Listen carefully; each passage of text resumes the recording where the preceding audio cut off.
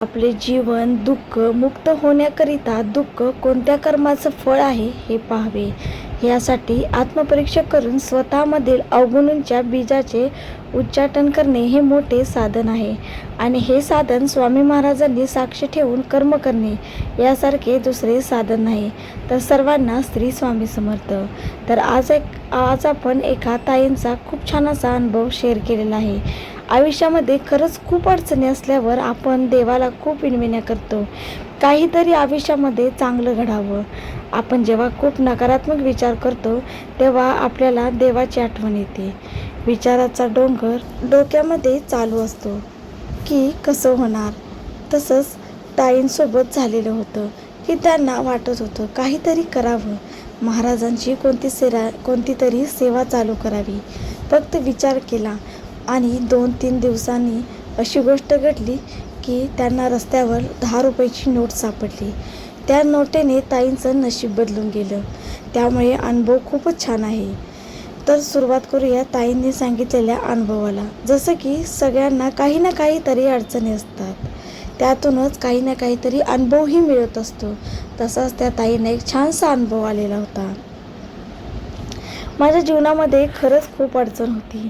अगदी खटाटोप चालू होता. तुम्हाला विश्वास नसेल, 500 रुपये देऊन जे आहे ते शिवणकाम शिकले होते. मला असं वाटत होतं की अगदी मशीनसुद्धा चालवायला आली ना मला 2 पैसे येतील. या हेतूने मी एकदा कसे तरी 500 रुपये घरातून जमा करायचं म्हटले. तर तुम्हाला माहीत आहे का किती मोठी गोष्ट असते. मी शिवणकाम शिकायला जात होते, अगदी शिकलेसुद्धा होते. जेवढं होईल तेवढे मी काय मोठे स्वप्न बघितलं नव्हते की मोठे काही स्वप्न मनामध्ये बाळगले नव्हते. खूप काही करेल, माझ्याकडून जेवढं होईल तेवढे मी करायचा प्रयत्न केले. माझ्या पतीला मी थोडासा हातभार लावेल या हेतूने मी करत होते. आमचं छोटंसं कुटुंब होतं. अडचणीसुद्धा खूप होत्या. कधी एवढ्या अडचणी होत्या की कळतसुद्धा नव्हतं. पण महाराजांनी माझी परिस्थिती बदलली. माझं छोटंसं शॉपमध्ये जे शॉप होतं त्याचं रूपांतर महाराजांनी मोठ्या शॉपमध्ये केलं. असं वाटलंसुद्धा नव्हतं. ते माझ्या बाबतीत घडलं. जेव्हा मी गुरुचरित्र पारायण करत होते तेव्हा घरातील आजारी पडणं सुद्धा कमी झालं होतं. परिस्थिती हळूहळू बदलत होती.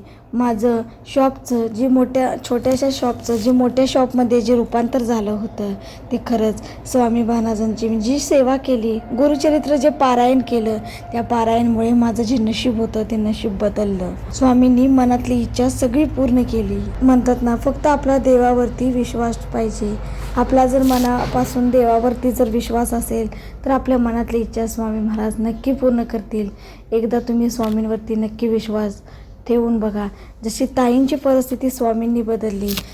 ताईंच्या घरामध्ये सतत पैसा नसायचे, पैशाची कटकट असायची, आजारपण नेहमी असायचं, काही ना काही गोष्टीचं टेन्शन ताईंना असायचं.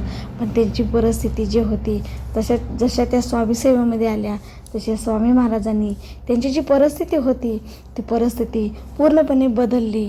आणि त्यांचं खूप असं स्वामी महाराजांना नशीबच बदलून टाकलं. त्यांचं मोठं शॉप झालं.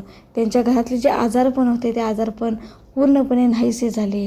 त्यांच्या पती जे होते त्यांच्या पतींना त्या हातभार लावत होत्या. त्यांच्या पती जे होते त्यांचे काम होतं, त्यांच्या कामामध्ये त्यांच्याही पगार वाढ झाली. प्रत्येक गोष्ट चांगली घडत गेली. तर ही सगळी जी चांगलं घडत गेलं ते स्वामी महाराजांमुळे घडत गेलं. आणि स्वामींनी त्यांची महाराजांची जी सेवा होती त्या ताईंनी खूप मनापासून केली. आणि महाराजांनी त्यांना त्याचं फळही खूप छान प्रकारे दिलं. तर अशा सेवा तुम्हीही नक्की करा. तर ताईंचा हा अनुभव तुम्हाला कसा वाटला नक्की कमेंटमध्ये सांगा. हा छोटासा अनुभव ताईंचा तुम्हाला आवडला असेल तर व्हिडिओ सबस्क्राईब करा, लाईक करा आणि शेअर करा. धन्यवाद. श्री स्वामी समर्थ.